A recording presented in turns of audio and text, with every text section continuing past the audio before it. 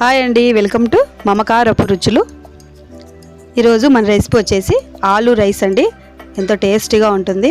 ఇది లంచ్ బాక్స్లకు క్విక్గా అయిపోతుందండి.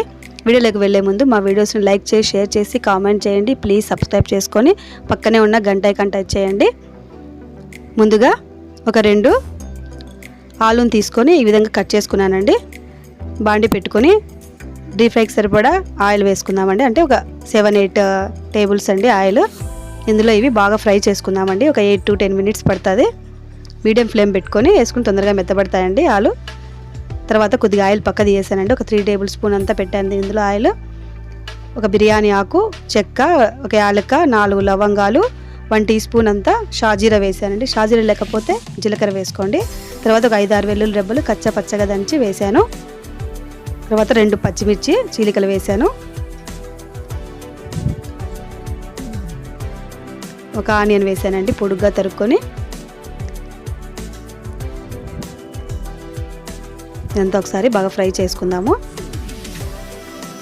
ఆనియన్ కొద్దిగా ఫ్రై అయిన తర్వాత ఒక 1/2 టీ స్పూన్ అంతా అల్లం వెల్లుల్లి పేస్ట్ వేసుకున్నానండి.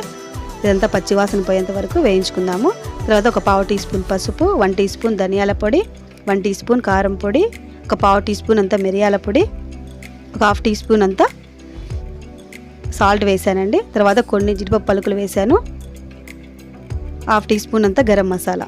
ఇవన్నీ వేసి ఒకసారి బాగా ఫ్రై చేసుకుందామండి. చాలా టేస్టీగా ఉంటుందండి ఇది. తర్వాత మనం వేయించి పెట్టుకున్న ఆలు అంతా తీసుకొని ఇందులో వేసుకొని బాగా మిక్స్ చేసుకుందామండి. ఇలా అంతా మిక్స్ చేసుకోవాలండి. ఇప్పుడు ఇందులోకి నేను ఒక అర కేజీ రైస్ తీసుకున్నానండి. ఉడికించి వేసేసాను. ఇప్పుడు తర్వాత పైన కొద్దిగా కొత్తిమీర వేసి మిక్స్ చేసుకుందామండి. బాగా లో ఫ్లేమ్లో పెట్టి ఇదంతా చేసుకుందామండి.